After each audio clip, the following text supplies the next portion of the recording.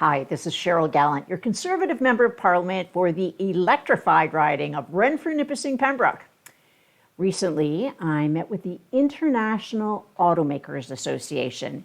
It includes many of the foreign auto manufacturers, with the exception of the big three North American companies. I wanted to know how well their manufacturing capabilities match up with the political timeline for the craze to wipe out internal combustion engines. Now, the industry calls these cars ICE, internal combustion engines. One hugely successful hybrid EV maker has all the vehicles coming off the assembly line for this year already sold. The production rate determining factor is the number of cell batteries available. They can get 5 hybrid batteries with 1 cell apiece, or use 5 cells for a single battery to power a fully electric vehicle. Each hybrid vehicle reduces emissions by 30%. A fully electric vehicle reduces its emissions by 100%. 5 hybrids at 30% reduction apiece totals 150% emissions reductions. So 5 battery cells spread across 5 hybrid vehicles reduces 50% more emissions than a single fully electric vehicle. Hybrid vehicles don't require plugging in to charge their batteries. Zero-emission vehicles, ZEVs, require charging stations both residentially and commercially. Even if sufficient charging stations for both homes and along the highways could be constructed in time to meet Trudeau's arbitrary political deadlines, and even if sufficient electricity could be generated to power an entirely electric transportation system, the grid to transmit electricity from where it's produced to where people need to plug in cannot handle the load. Like everything else these Liberals have been responsible for, passports, Nexus cards, immigration, healthcare, now our electrical power system and our transportation system will be broken too. Why aren't the Liberals and the other climate extremist parties promoting hybrid EVs? Trudeau is forcing a disruption rather than just a transition. This will trigger cruel and inhumane hardships for Canadians. The automakers are confused and horrified at what this will mean for society. Then there are the electric trucks. With the exception of Torontonians who use the trucks to commute back and forth from work, most end up being unsatisfactory for the owner's use. They cannot withstand the very cold temperatures. They don't have the towing capacity. Needless to say, they won't tow uphill, let alone in freezing temperatures uphill. If Trudeau and his Davos despots restrict all transportation to EVs, there will be serious consequences. As part of Trudeau's climate extremism, he's bringing in Soviet-style car sale quotas. This is all part of Trudeau's radical goal of net zero by 2050. Except it's more extreme than many people realize. If you thought net zero by 2050 is radical, Trudeau is now demanding provincial electricity grids become net zero in 12 years. That's 2035.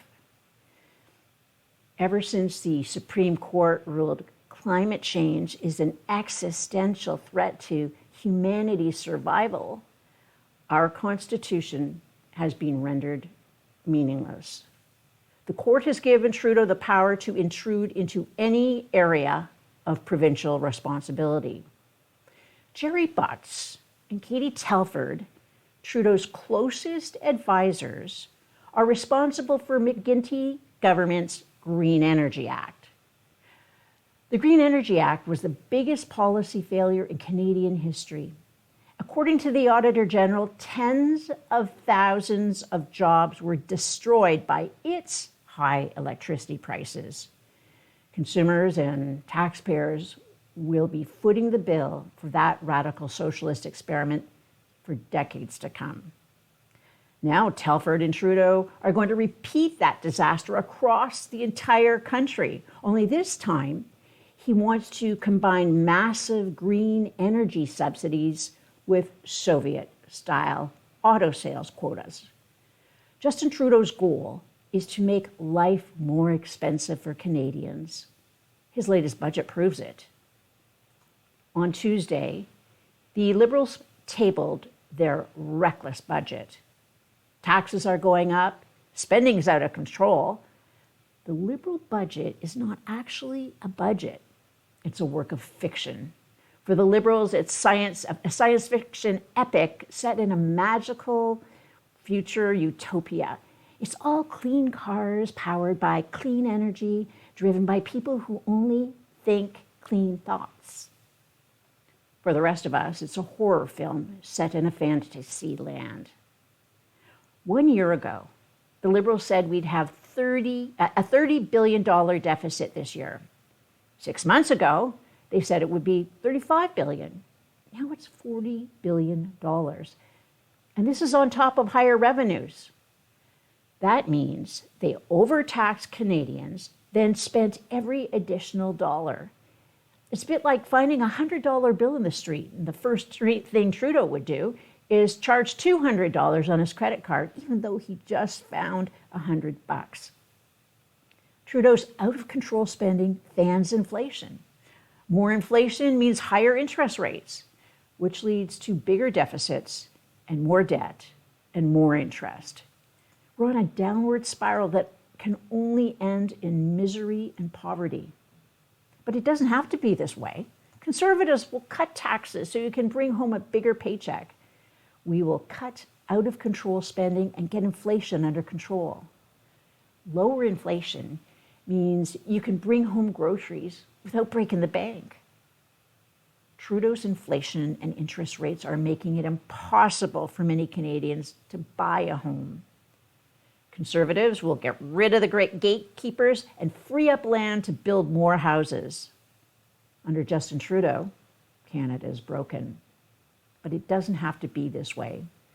Conservatives are ready to roll up our sleeves and get to work fixing our country. This week, a Bloc MP told the truth. The Bloc supports Trudeau's online streaming censorship act. This is what one Bloc MP had to say about Bill C-11. If violating freedom of expression means ensuring that Quebec content is well represented online, well, then that's worth it. With socialists, the ends always justify the means, except it's their ends and your means. Meanwhile, a Liberal MP was spreading disinformation about the disinformation. He claimed Bill C-11 would reduce disinformation, except he just made that up. There's nothing in Bill C-11 about disinformation, unless this Liberal MP thinks Bill C-11 gives the CRTC the power to censor people who post disinformation. Except the Liberals say that is disinformation. The Liberals are really the dog chasing their own disinformation tail. Live from Ottawa, this is Cheryl Gallant.